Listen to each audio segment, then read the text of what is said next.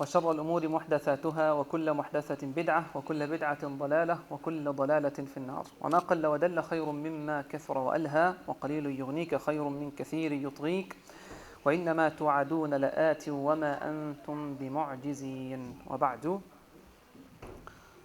Actually, I was planning to bring some chocolate with me today for you guys, but inshallah ta'ala right after family halaqah we'll go downstairs together for the youth halaqah and I will bring them with me because they're in my room here, but I just forgot to bring them to the halaqah. Inshallah after the halaqah we'll go downstairs, ask you some questions about what I have said here, and inshallah ta'ala we'll hand you some candies inshallah ta'ala and chocolates.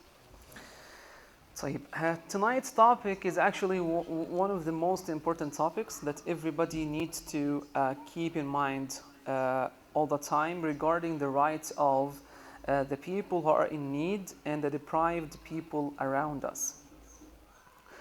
Today we were talking about, at the end of my khutbah, we were seeing how Islam encourages us to be financially strong, because if we are not financially strong, we cannot support people who are in need amongst us. We cannot support our community. So tonight, inshallah ta'ala, I'm going to talk about the importance of zakah. And some people, they don't really care about zakah. And Allah subhanahu wa ta'ala, when He talked about zakah and sadaqah, He said it's a haqq. He said, وَفِي أَمْوَالِهِمْ حَقٌّ. When He described the righteous people, He said, وَفِي أَمْوَالِهِمْ, in their wealth, in their money, there is a haqq, a right, لِلسَّائِلِ وَالْمَحْرُومِ, for the one who asks for help and the deprived ones. لِلسَّائِلِ وَالْمَحْرُومِ. So it's a haqq. It's not that we're doing them a favor. You're doing somebody a favor when you help him financially. That's when Allah subhanahu wa ta'ala talked about sadaqah. Because sadaqah, we don't have a certain amount of money that you have to give a certain percentage of your money to the needy, but it's general. You give it to anyone at any time, even to non-Muslims sometimes, even to people who are not close to Allah subhanahu wa ta'ala. Sadaqah, it can be given to non-Muslims. But when it comes to zakah, it's only from Muslims to Muslims. Except if there's someone that you want to soften his heart to become a Muslim, at that time you can give him from the zakah, because Allah subhanahu wa ta'ala said, وَالْمُؤَلَّفَةِ قُلُوبُهُمْ. Al-mu'allafa qulubuhum is to soften somebody's heart who is in need, give him money and support him to come to Islam. You know, some people actually do this in some other religions. They help even Muslims who have a strong iman financially until they leave Islam and they go to their religion. So in Islam we have the same concept. We also can support people who are in need, who are interested in Islam financially, so they would soften the heart to come into your religion. That's one of the ways of da'wah. Otherwise, we don't give zakat to any non-Muslims. طيب. وفي أموالهم.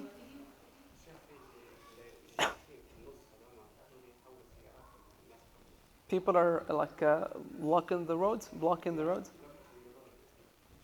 Okay, can you give me the number of the car, please? Anybody, please parking in the back and in the middle of the parking lot and just blocking other people. So please go and move your car.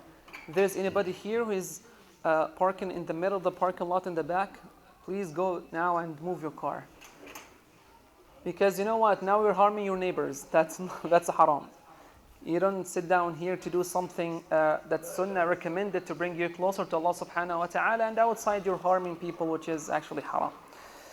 So, the two ayat that I'm going to talk about tonight, inshallah ta'ala, are in Sura Al Tawba, we're still in chapter 9. Two ayat, the verses are 34 and 35.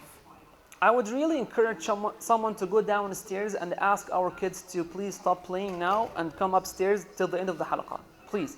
Brothers are going downstairs. Please, I would request you to just ask the kids downstairs to come upstairs, or at least to stop playing, because the guys who are sitting right in front of me, they cannot concentrate. They are sitting here and their minds are downstairs. I can't see them in their eyes. So please, you're interrupting everybody else. If your kids are playing, please go and bring them upstairs here. Maybe they will hear something beneficial, inshallah ta'ala. Nobody knows. Allah knows subhanahu wa ta'ala. There is candy in my room, actually. If somebody would go and bring it, the room is unlocked. The door is unlocked. If you want to go bring it, the door is unlocked. There is some chocolate. You can go if you want. I'm not going to start from the beginning of the ayah. From the beginning of the ayah in Surah Al Tawba, ayah 34, Allah is talking about ulama al-su', the corrupt scholars. And corrupt scholars don't only exist in Islam, they also existed in Judaism and the Christianity and in Islam. We have corrupt scholars who give you some fatwas that fit your situations according to your desires, and they ask for money for that, they ask for positions to be close to people who are in position. And Allah subhanahu wa ta'ala talked about them in Surah Al Tawba. He said, يَا أَيُّهَا الَّذِينَ آمَنُوا إن كثيرا من الأحبار والرهبان ليأكلون أموال الناس بالباطل ويصدون عن سبيل الله. Thank you so much. جزاك الله خير. بارك الله فيك. Okay guys, so I have chocolates here inshallah ta'ala. So one of you please, if you don't mind, Haris, take this bag and give everyone candy. We have too many. Yeah, this for me. Just go, maybe stand up and give someone else some on his hand, and please go around and give everybody a candy. Every time you come, you will get a candy, huh? I mean, everybody takes one. You can ask someone else to help you. Asif, please go and help him. Go, Asif. Asif is going to help you. Just to give Asif some in his hand, and he's going to go around and also hand it to people, inshallah. To everyone, inshallah. To everyone, elders and youngers, inshallah ta'ala. طيب. Okay. Guys, just take one please silently and then focus with me. Guys, we'll take one inshallah and just focus with me until the youth halaqa, please. I think it's better finish distributing bread. I mean, you know, just focus on the chocolate. Okay. I'm going to be talking to myself now. Okay. Allahu musta'an. To everyone, please, huh? Even elders. Bismillah. Halal chocolate, inshallah. Before you ask, halal chocolate. طيب. So Allah subhanahu wa ta'ala, in the first half of ayah 34, he's talking about the corrupt scholars in different religions and how they give people fatwas that people are looking forward to have, and they take money for that and ask for positions, to be close to people who are in positions. Then the second half of ayah 34 and ayah 35, the whole thing is talking about the importance of zakah. Allah subhanahu wa ta'ala says, وَالَّذِينَ يَكْنِزُونَ الذَّهَبَ وَالْفِضَّةَ وَلَا يُنْفِقُونَهَا فِي سَبِيلِ اللَّهِ فَبَشِّرْهُمْ بِعَذَابٍ أَلِيمٍ. In the past, people did not have banknotes. They did not have dollars. They did not have pounds. They only had silver and gold. And that's why Allah subhanahu wa ta'ala here is using silver and gold. Because somebody might say, Allah subhanahu wa ta'ala here is talking about people who would hoard, people who would store, would save and treasure silver and gold. He never talked about banknotes. He never talked about dollars. What if somebody said that? He said, Allah subhanahu wa ta'ala said, treasuring your silver and gold is haram if you don't pay zakah for it. Somebody might say, okay, I just saved dollars. Can somebody say that? Of course not. Allah subhanahu wa ta'ala is talking about any kind of money that you use to exchange and buy stuff from people. You take something from people and you give them in return this banknote or that silver or that gold. So Allah subhanahu wa ta'ala here is talking about silver and gold and money in general in every single time and age, and people who save their money and hoard it and store it and don't give the people who are in need and the deprived ones their rights. Allah said, وَفِي أَمْوَالِهِمْ حَقٌّ مَعْلُومٌ لِلسَّائِلِ وَالْمَحْرُومِ وَلَا يُنْفِقُونَهَا فِي سَبِيلِ اللَّهِ فَبَشِّرْهُمْ بِعَذَابٍ أَلِيمٍ. They don't spend their money for the sake of Allah subhanahu wa ta'ala, then بَشِّرْهُمْ. Al-bushra is a word that we use in Arabic language when we speak about good news. You know, if somebody, Allah subhanahu wa ta'ala, for example, gave him a baby, people, when they go and give him good news of having a baby, they are giving him a bushra. Bushra basically means glad tidings. It means good news. But Allah subhanahu wa ta'ala here is talking about people who don't give zakah. And He says, فَبَشِّرْهُمْ بِعَذَابٍ أَلِيمٍ. Give them glad news, give them bushra of severe punishment from Allah subhanahu wa ta'ala. What do you think Allah is doing here? Allah is basically ridiculing those people. He's like making fun of them, ridiculing those people. I won't say Allah subhanahu wa ta'ala is making fun of someone. It's like when you say to your students, okay, if you don't study, here is the good news. You're not going to pass your exam.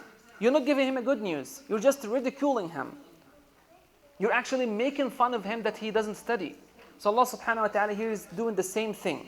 If you don't give the zakah for the sake of Allah subhanahu wa ta'ala, then give them the glad tidings. They're going to receive a severe punishment from Allah subhanahu wa ta'ala. طيب فبشرهم بعذاب أليم. Which kind of torment that Allah subhanahu wa ta'ala is going to give those people? What's the kind of punishment?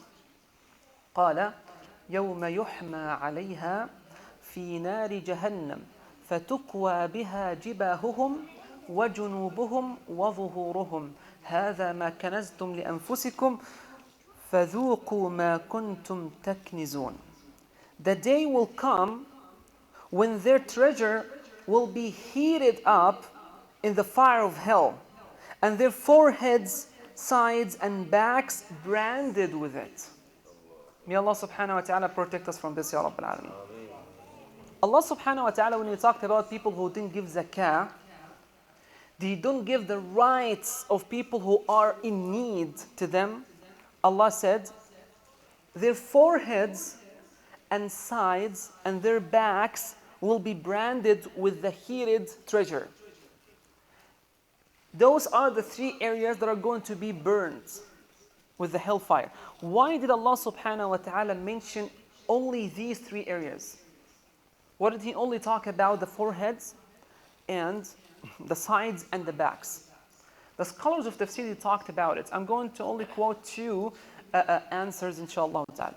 The first answer is by Imam Az-Zamakhshari rahimahullah ta'ala in his tafsir Al-Kashaf. He said, لِأَنَّهُمْ فَعَلُوا ذَلِكَ لِأَغْرَاضٍ دُنْيَوِيَّةٍ. Everybody who saves money in this world and he doesn't give that money for the sake of Allah subhanahu wa ta'ala, or even give the small amount, the small percentage for the sake of Allah subhanahu wa ta'ala, which is zakah, he's only saving his money for some worldly affairs, for some worldly benefits. So some people do this وَجَاهَةً عِنْدَ النَّاسِ وَطَلَبًا لِلْإِحْتِرَامِ. Some people save money, so when they go meet people, they can be arrogant. They can receive respect from people. And unfortunately, we have some people in our communities, I'm not talking about Regina. In our communities, we have people, they only give respect to people who have money or authority. When they see that person talking to someone who is rich, someone who is wealthy, or someone who is in position and he can't take actions against him, he's just lowering his face like that, looking down. He cannot look at his eyes, giving him all titles that he would like to hear. And if somebody has money or his boss at work, he gives him all due respect he likes to hear. But when he comes to his community and deals with someone who does not have the same kind of power, or who doesn't have the same kind of wealth, who's not as rich, he wouldn't give him that respect. We see those people every single day. And that's exactly what that person is looking forward to have from us. He wants us to respect just because of his money. Just because of his money. Everybody is equal in the sight of Allah subhanahu wa ta'ala. I'm not telling you that we should disrespect wealthy people. I'm just telling you that we should also respect people who are not wealthy. That's what I'm saying right here. So the first benefit they're looking forward to have from the worldly benefits is to be so respected. When people look at their faces, when they go outside and face people, they will be so respected. They're so arrogant. So Allah subhanahu wa ta'ala said the first thing that's going to be burnt is their faces. Because that's exactly what they are looking forward to have. Allah is going to give them the opposite of that. The second thing, Al-Imam Al-Zamakhshari rahimahullah ta'ala said, وأيضا لأكل الطيبات ينفخون بها جنوبهم. That's the language he used.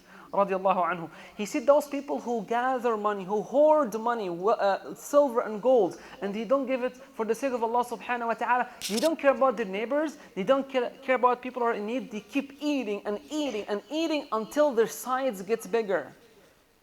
Again, we're not saying people who are overweight are bad people. But we're seeing people who save their money and they don't give it for the sake of Allah subhanahu wa ta'ala. They keep eating and eating until their bellies gets bigger and their sides are bigger. So Allah subhanahu wa ta'ala is going to burn those sides. See, it even sounds funny, huh? But that's what Imam al-Zamakhshari rahimahullah ta'ala said. And he also said they're also looking forward to have a lot of clothes that has a brand name on it. Like very expensive, soft clothes, and they put them in their bags, and that's why they're going to. In the past they used to walk, and their clothes are so long that they have to drag it behind them, right, in their back. When they go to look at tyrants in movies, for example, you see them wearing some very long thobes, right, and they're dragging them behind them, and that's why Allah subhanahu wa ta'ala is going to burn their backs.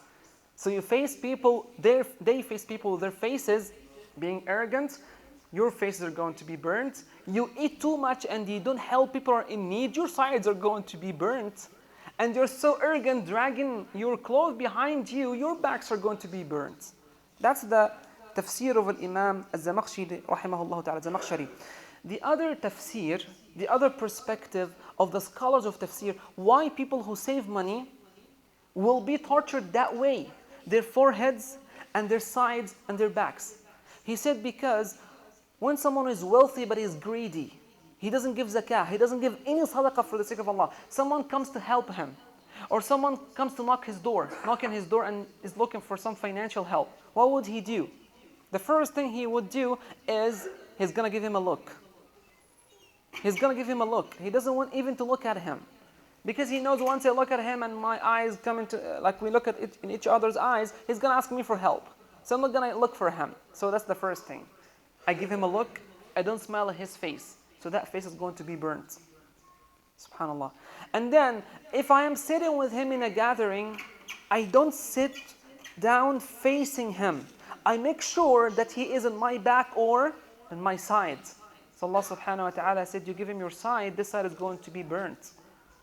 And then when he comes to ask me and I cannot go anywhere, he's just asking me directly, I give him my back and I walk away. I give him my back and I walk away. So that's why their backs are going to be burnt as well. So when somebody comes to you asking for financial help, he's actually transferring some of your wealth to the akhirah. He's transferring some of our money to the hereafter, multiplied, insha'Allah azza wa jal. And then Allah subhanahu wa ta'ala said, while they are receiving that torture, the angels will say to them, هَذَا مَا كَنَزْتُمْ لِأَنفُسِكُمْ فَذُوقُوا مَا كُنْتُمْ تَكْنِزُونَ. That's exactly what you used to hoard in the world.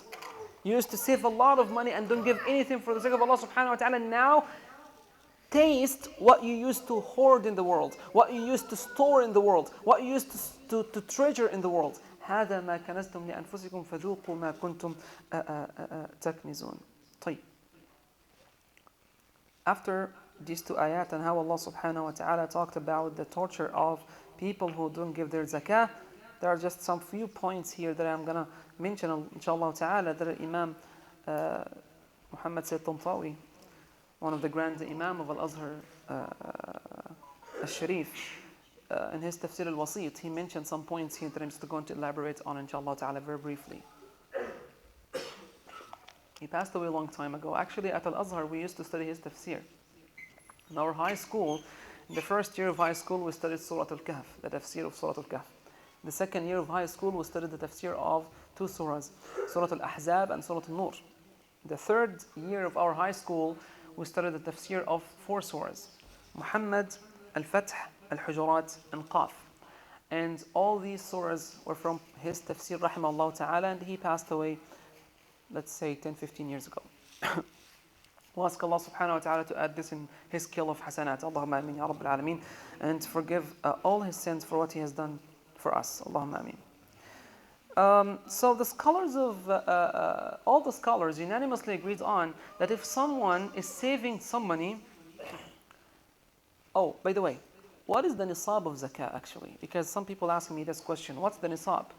You know, this question is a test for people who pay zakah. If you know the nisab, this means you pay zakah. If you don't know the nisab, this means you don't even know the nisab, so you don't pay zakah. What is the nisab? Nisab means the amount of money that if you have a savings for a whole lunar year, you have to pay zakah for that amount of money. How much is that? Huh? What's again?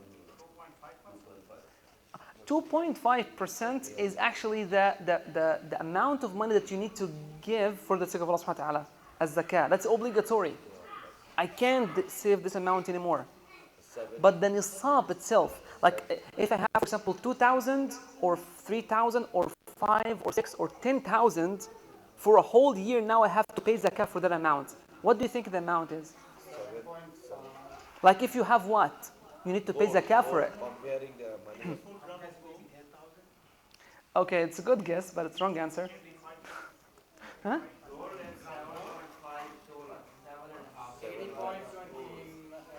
And 90 grams?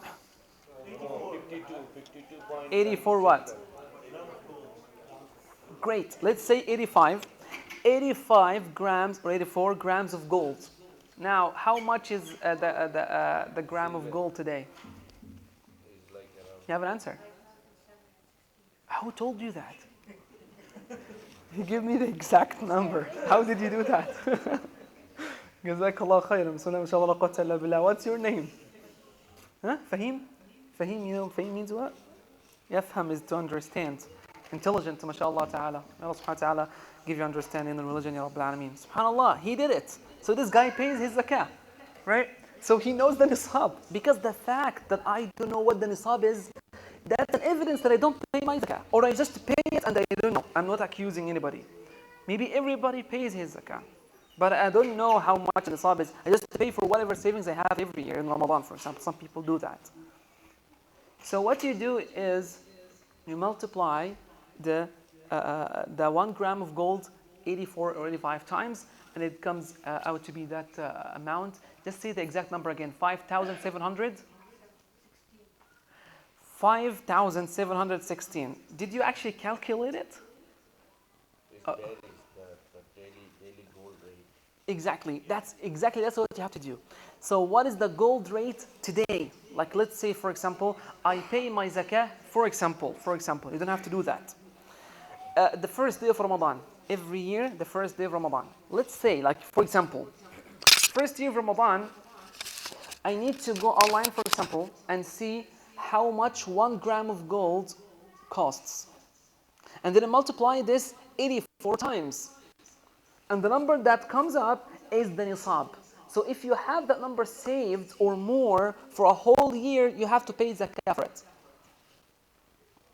So if somebody has money, for example, you're going to say 11 months back, 8 months back, probably his bank account is empty, but now he has more than whatever he's talking about, 5,000. Is he going to pay that? Okay, that's a good question. Look, it's very confusing. It's very confusing how to calculate your money now. What I recommend, there are 2 ways to do it. What I recommend is to have 2 accounts. One account for savings and one account for like chicken account. That's what I do personally. Chicken, yeah. Checking account. Not chicken. So you're supposed to put chickens in it? Okay. So one account only for savings. Saving account and chicken account. Are you supposed to put the chickens in the chicken account? Yes. And I'm going to explain this inshallah downstairs. Okay? After the halaqah inshallah, I'm going to explain. Okay? So the chicken account, you spend money from it. You buy your daily stuff from the chicken account. And then your savings is what you pay zakah for. Otherwise, you're really going to be confused. The other way to do it is this. You have one account, or two accounts, or three accounts. Let me just say the other way before you ask your question. The other way to do it, is at the end of each year, you go and see how much you have in total. Overall, I have 4 accounts.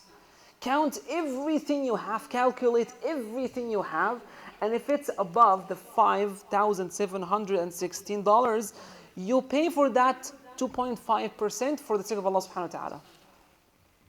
There is a problem in saving account, there is an interest in Canada, so we cannot open for saving account. Okay, you don't want to have saving accounts, that's a different story. Okay, how are you going to save your money? In another chicken account, for example? So they are going to laugh twice now. Okay, have 2 chicken accounts. 2 chicken accounts. Okay? One you use, great, no problem. That's your views, I respect it. But that's not exactly what I invite people to do. I respect 100% what you said. So you have now 2 chicken accounts, or you have 1 saving account and 1 chicken account. The point that I'm trying to make, 1 account is only for savings, and 1 account that you use. So you go at the end of each year, look at the savings, how much you have in the savings, and give zakah for that one. Can we just finish, and then I will answer all your questions after that, because we're not going to go home tonight, right? And these people want to go for the youth halaqah, and they know this. Just very fast, I'm going to answer your question after, inshallah, or at the end of the halaqah. The scholar said, if you pay your zakah, you can save whatever you want. So Islam is not telling us to not save money. Islam is asking us to be, as I said many times, financially strong. Once I pay my zakah, I'm good to have whatever savings I want. Just pay your zakah, and now it's not called kanz anymore. طيب. So I can save whatever I want. Sayyidina Abdullah ibn Umar radiallahu anhu said, مَا أُدِّيَتْ زَكَاتُهُ فَلَيْسَ بِكَنْز. Just pay zakah for whatever savings you have, and it's not called kanz or treasure anymore. قال النبي صلى الله عليه وسلم.